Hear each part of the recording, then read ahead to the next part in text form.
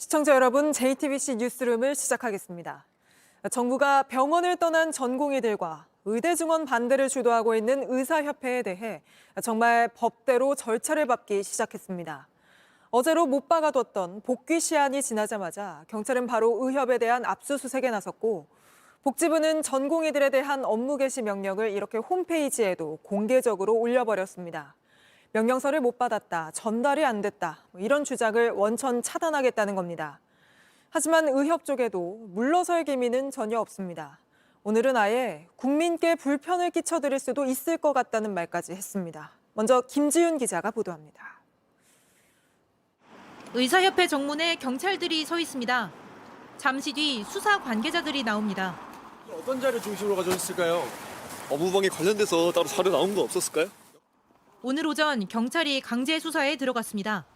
비상대책위원회 사무실이 있는 대한의사협회와 서울과 강원도 의사회 등을 압수수색한 겁니다.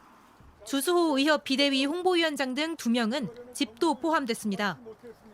경찰은 의협의 업무 일지와 투쟁 로드맵, 단체 행동 관련 지침 등을 확보했습니다.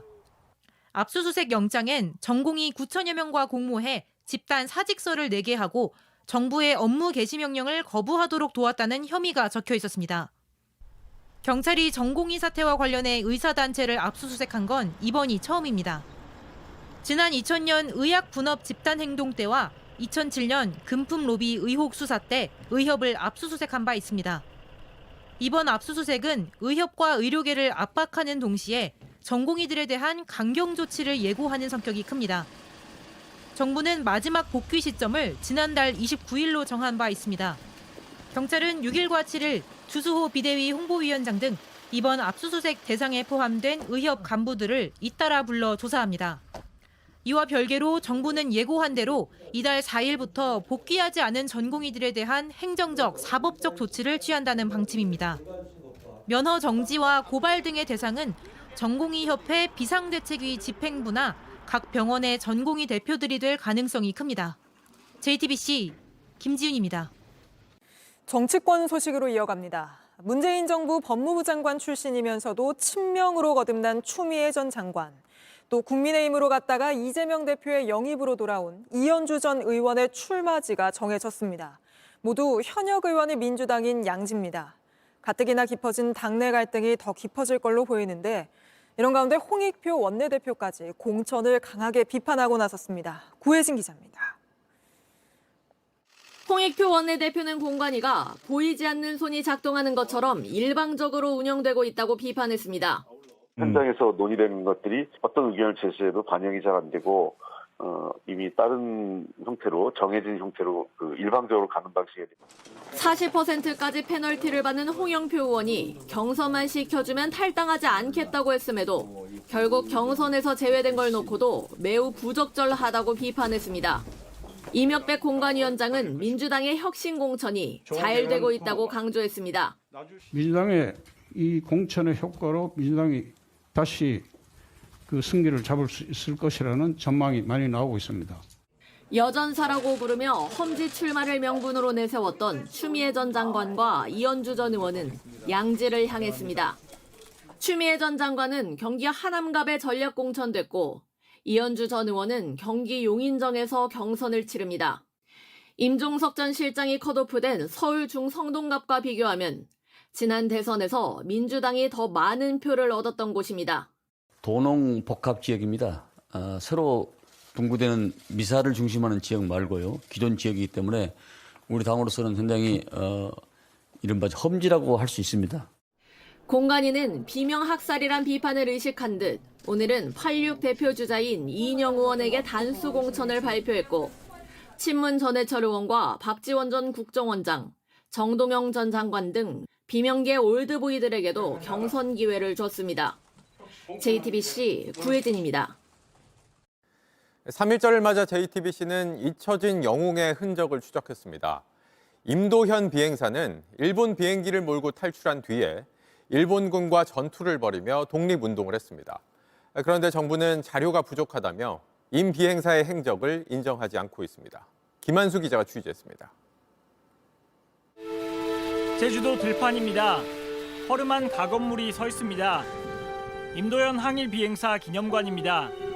후손이 직접 만들었습니다. 비행기 몰고 탈출해가지고 장개석이하고 이렇게 항일을 한 사람은 우리나라에서는 너의 큰아버지밖에 없다. 조카는 큰아버지가 남긴 이력서를 직접 검증했습니다.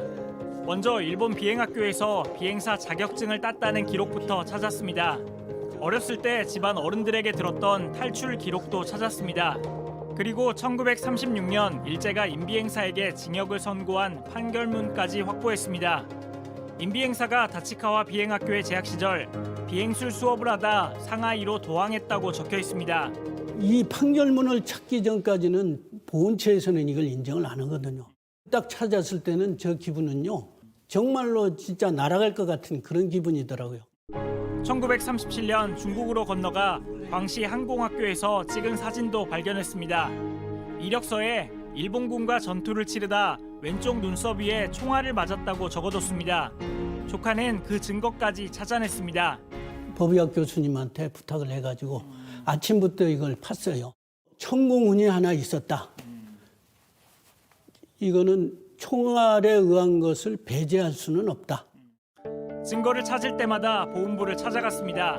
그렇게 모은 기록이 70쪽이 넘습니다. 하지만 돌아온 답은 자료가 부족하다는 겁니다. 아무것도 답이 없어요. 이것에 대한 평가가 없어요. 그냥 자료 부족. 그러면 다 끝나요. 이렇게 정부는 20년 넘게 임비행사를 외면하고 있습니다. 조카는 3.1절인 오늘도 큰아버지의 명예를 찾기 위해 대답이 없는 보훈부를 찾아갔습니다. JTBC 김한수입니다. 은행에 직접 가지 않고 앱이나 온라인으로 은행 업무를 보는 사람이 늘면서 은행 지점들이 사라지고 있습니다. 초역세권에 있던 은행들도 문을 닫을 정도인데 이런 폐점 소식에 경로당에서는 깊은 한숨이 나오고 있습니다. 공다솜 기자입니다. 서울 망원역 인근의 우리은행 점포입니다. 10년 넘게 자리를 지켜왔지만 어제 영업을 종료했습니다. 1km가량 떨어진 인근 지점과 통합된 겁니다. 여기 보니까 노인들이 많이 사용하더라고요. 어르신들이 걸어 다니는 게 힘들잖아요. 우리 경로당에 그 얘기를 하면서 어떡하냐고 걱정을 많이 하시더라고요. 주로 점포를 방문해 은행 업무를 보는 고령의 단골들은 걱정이 앞섭니다. 계좌 이체 시킬 것도 있고 공과금도 있고 공과금 그 기계를 내잖냐. 늙은이들은 영수증 가져와서 그거 엄청 불편하지. 어제자로 영업을 마친 우리은행 점포는 모두 11곳. 초역세권인 강남역과 양재역 지점도 문을 닫았습니다.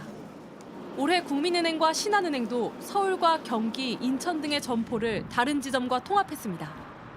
5대 은행의 영업전 개수는 2019년 4,600여 개에서 지난해 3분기 3,900여 개로 쪼그라들었습니다. 은행 자체 앱이나 온라인을 이용하는 비대면 거래의 비중이 빠르게 늘며 인건비와 임대료 등을 내야 하는 점포의 수익성이 급격히 악화된 영향이 큽니다. 취약계층의 금융소외가 우려돼 지난해 금융당국이 나서 은행 폐점 절차를 까다롭게 만들었지만 사실상 자율적인 가이드라인에 그치고 있어 점포 폐쇄 움직임은 둔화되지 않고 있습니다.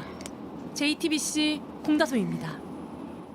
안녕하세요. 뉴스룸 앵커 한민용입니다. 오늘도 JTBC 뉴스룸을 시청해주신 여러분 고맙습니다. 오늘 저녁에도 뉴스의 현장에서 찾아뵙겠습니다.